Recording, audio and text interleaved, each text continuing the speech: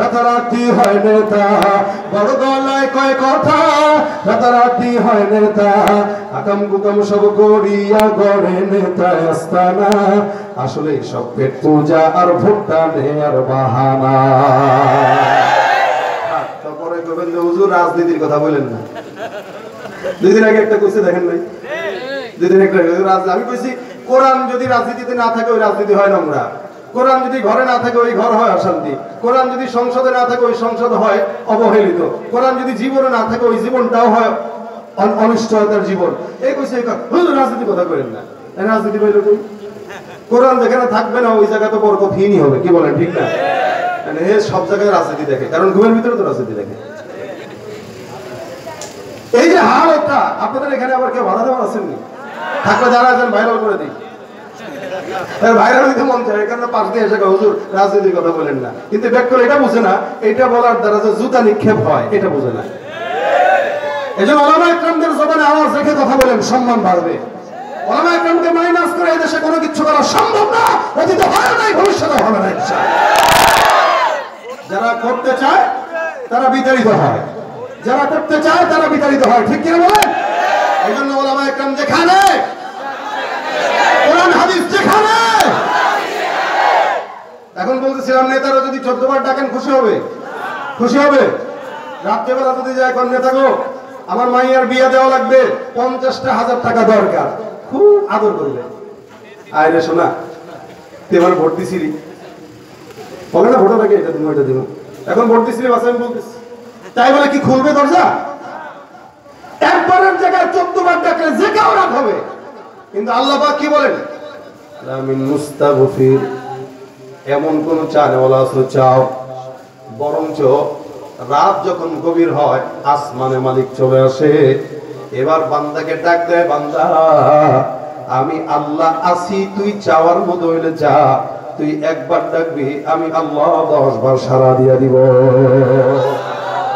মাল্লাম ইয়াসআলিল্লাহ ইয়াগদাব আলাইহি, আমার নবী ডাক দিয়া বলে, হে উম্মতের দল, জমিনের ভিতরে এমন একজন কুদরতওয়ালা রব আল্লাহ, যে আল্লাহ পাক রব্বুল আলামিন, বান্দা যখন না ডাকে আল্লাহ পাক তখন বেজার হয়, বান্দা যখন ডাকে আল্লাহ পাক বলেন আরো বেশি ডাকো, যত ডাকবা আমি আল্লাহ ততই খুশি হই। সুবহানাল্লাহ। তুমি পারো করতে মোচন অভাব দুঃখী লোকে, তুমি পরম মুক্তিদাতা মালিকে জগতের, তোমার কাছে চাই যে পানা, তোমার কাছে চাই যে পানা, আমরা প্রতিদিন তোমার দয়ায় পূর্ণ আমার সারা নিশিদিন। আল্লাহ তুমি দয়ার সাগর, আল্লাহ তুমি দয়ার সাগর, রহমানুর রহিম, তোমার দয়ায় পূর্ণ আমার সারা নিশিদিন। দয়া করবে কি করবে না? এই জন্য আল্লাহর কাছে চাওয়া, আল্লাহ গুনাহ তো আমার হয় সকাল সন্ধ্যা, তুমি মাফ করে দিও। পাশে যদি কোনো বন্ধু গুনাহগার থাকে তারে ভালো কাজের আদেশ দেন, হ্যাঁ খবরদার গুনাহ করিস না, নামাজের পথে চল, ঈমানের পথে চল, জিকিরের পথে চল, তা'মুরুনা বিল মা'রুফ ওয়া তানহাউনা আনিল মুনকার। কিন্তু কোন লোক যদি নাফরমানি করে খবরদার তাকে জাহান্নামী বলা যাবে, কথা বলা যাবে? আমাদের দেশে কিছু মানুষ আছে কথায় কথায় কাফের বলে, আছে না? একদম কথায় কথায় গায় তোর তো বলে হেদায়েত নেই, তুই কাফের, তুই কাফের, তুই কাফের বলে দেয়। রাসূল বলেছেন যে যত বড়ই গুনাহগার হোক না কেন কাউরে কাফের বলা যাবে না, সে যদি না হয় তাহলে ও কাফের, যে বলবে সে কাফের। মানে উদাহরণস্বরূপ এই আল্লাহর বান্দা অনেক ভালো, কিন্তু আমি ওনার বাহ্যিক একটা কর্মকাণ্ডের কারণে বললাম আরে এত কাফের। উনি যদি কাফের নাই হয় রাসূল বলেন তাহলে আমি কাফের হয়ে যাব। এটাই এটাই রাসূল এটাই বলেছেন। এই কারণে যত গুনাহগার একটা বান্দা হোক, দ্বীনের তাগাদা হলো তাকে আপনি ইসলাহের নিয়তে সংশোধন করে দেন, তাকে বলেন ভাই এটা করো না, এটা ভালো না, কিন্তু তাকে কাফের বলা যাবে না। আবু হুরায়রা থেকে বর্ণিত বনি ইসরাইলের জামানার দুইজন ঘটনা, দুই ব্যক্তির ঘটনা আমার পয়গম্বর বলেন, আল্লাহ নবী বলেন দুইজন ব্যক্তি, একজন ইমানদার একজন বেঈমান। ইমানদার বান্দা 24 ঘন্টা ইবাদত করে, কিন্তু বেঈমান বান্দা নামাজও পড়ে না, রোজাও রাখে না, যাকাতও দেয় না, হজও করে না। ইমানদার বান্দার 24 ঘন্টা তার বন্ধুরে ডাক দেয়, খবরদার নামাজ আদায় করো, জিকির করো, এই করো, সেই করো। মানে দুই বন্ধুর ভিতরে একজন নামাজ পড়ে আরেকজন যদি না পড়ে, ভালো মানুষ যে এ যদি ভালো হয়, সে চায় না তার বন্ধু খারাপ হোক। কি বলেন আপনারা? আপনারাও কি চান এলাকার কোনো মানুষ জাহান্নামে যাক? এটা আমরা কেউ চাই না। দেখেন, এই হাদিসের থেকে শিক্ষা আছে, এটা শুনে আমি শেষের দিকে চলে যাচ্ছি। হাদিস শরীফে পয়গম্বর বলেন, দুইজন ব্যক্তি, একজন ইমানদার, একজন বেঈমান। ইমানদার ব্যক্তি বেঈমানকে কয়, ভাই নামাজ পড়, জিকির কর, এই কর, সেই কর, কিন্তু বেঈমান কোনো কথা শুনে না। বেঈমান কয়, তুই তোরটা কর। দেখবেন কিছু মানুষ এরকম থাকবেই, নামাজের কথা বলবে, তুই তোরটা করবে না, আমি যা করি আমার আল্লাহর সাথে আমি বুঝবো। মনে হয় আল্লাহর থেকে সে একদম লিখিত নিয়ে নিছে, আকাম করলেও আল্লাহ তারা মাফ করবে, এটা লিখিত নিয়ে নিছে। এই আল্লাহর বান্দা বারবার তারা বলে নামাজ পড়ো, এই করো, রোজা রাখো, সেই করো, সেই করো। এখন এর তো মানে না, এ মানে না। একদিন, 2 দিন, 3 দিন, 4 দিন, 5 দিন যায়, হঠাৎ করে একদিন সে বিরক্ত হয়ে গেছে।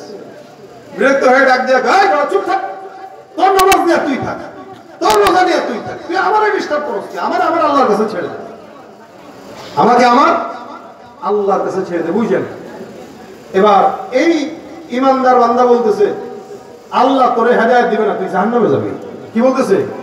আল্লাহ তোকে হেদায়েত দিবে না, তুই কোথায় যাবি? জাহান্নামে যাবি। আচ্ছা, এই যে বললো আল্লাহ জাহান্নামে দিবে, তোরে জাহান্নামে যাবি, এটা কি সে আল্লাহর থেকে শুনে নিছে? নিজের থেকে বলছে, নিজের থেকে। তার মানে এই কথা বলার দ্বারা এটা বোঝা যাইল যে ও মনে হয় জানে যে আল্লাহ তারে জাহান্নামে দিবে, এই এলেমটা তারও আছে। অথবা আল্লাহর দয়া কম, আল্লাহ কাউরে মাফ করতে পারে না, বাহ্যিকভাবে এটাই বোঝা যায়।